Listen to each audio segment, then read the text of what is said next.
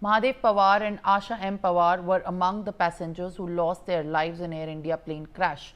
Their son Ramesh Mahadev Pawar has said that my parents were traveling in that plane and we dropped them off at the airport.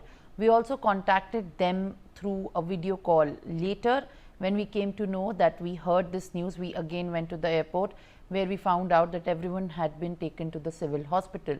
Then we went to the civil hospital. Let's now listen into the statement that's coming up. मैं Ramesh Mahadev Pawar plane में मेरे पिताजी और माताजी थे। उनका नाम Mahadev T Pawar और आशा एम पवार। दोनों को हम वहाँ एयरपोर्ट पे छोड़ के घर वापस आए। फिर तो उनके पास साथ में हमने वीडियो कॉल में भी बात की। फिर उनके ये सब जगह ऐसी जगह है, ऐसी है बाहर। फिर वो उनको छोड़ के सब हो गया और फिर छोड़ के वापस नडियाद आए। आने के बाद में उनका वो समाचार में सुना कि ऐसा हुआ। वापस हम उधर गए। वहाँ से एयरपोर्ट से पता चला कि सब जिसको भी जो भी हुआ इंजन उनको सिविल में ले जा रहे हैं। वापस फिर वहाँ से सिविल गए। Jatin Rawal joins me with more updates. Now, Jatin, we have just heard the statement of the family of the victims of the crash. It is heartbreaking and very tragic, as they are saying that they were not aware about such of a case, and they had just dropped their parents at the airport and they went back looking for them once again. When we speak about the DNA testing and the sampling, how far has the process reached, and how exactly the authorities are able to get in touch with the family members who are still right now looking to get some confirmation?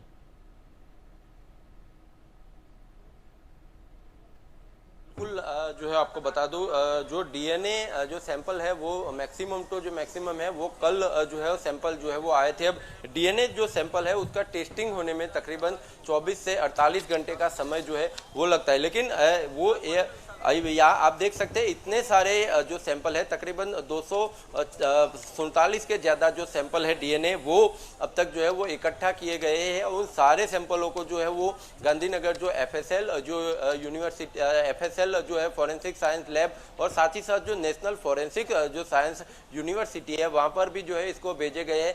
ये नहीं, ये सारे sample जो है उसको एक एक sample को करीब होने में काफ़ी टाइम जो है वो लगता है। और सारे सैंपलों को इकट्ठा टेस्टिंग जब किया जा रहा है उसमें तकरीबन 24 से 48 घंटे का समय जो है वो लगेगा। यानी कि अभी भी 24 से 36 घंटे और जो है वो बाकी रहे, जिसमें ये डीएनए के सैंपल का टेस्टिंग जो है वो होने में टाइम लगेगा। आज सुबह डीएनए टेस्टिंग जो है वो शुरू कर दिया गया था। उसी समय गृह राज्य मंत्री हर्ष संघवी ने उस जगह का दौरा किया था, साथ उनके विकास सहाय जो डीजीपी है वो भी उनके साथ रहे थे।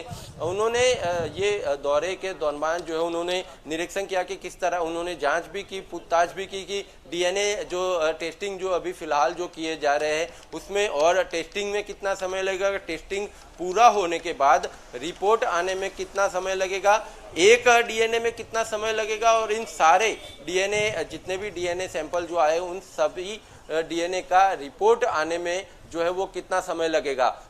ये पूरा रिपोर्ट आने में जिस तरह से जो सूत्रों के माध्यम से जो बातचीत हुई है, जो गृह राज्य मंत्री की उनसे जो पूछताछ जो उन्होंने की थी और जो माहिती मिली है, तो अगर उससे देखें तो अगले फिर भी अभी 24 से 36 घंटे के अंदर ये डीएनए रिपोर्ट जो है वो आने की जो गुंजाइश है। उसी की वजह से यहाँ पर जो जितने भी मृतक के जो परिजन बैठे थे, पुलिस के द्वारा उनको जो है वो निवेदन किया गया कि यहाँ पर मत बैठे आप, यहाँ पे थोड़ी यहाँ जब भी आपके जो स्वजन की जो मृतदेह है उसका जो डीएनए टेस्टिंग जो हो जाएगा, डीएनए टेस्टिंग होने के बाद उसका जब रिपोर्ट आ जाएगा तो आपको स्वतः ही जो है वो यहाँ से जानकारी दे दी जाएगी। तकरीबन 1 या 2 घंटे पहले आपको जानकारी दे दी जाएगी कि आप जो है अपने स्वजन का मृतदेह यहाँ से इस जगह से जो है वो कलेक्ट कर सकते हैं। All right Jatin, in fact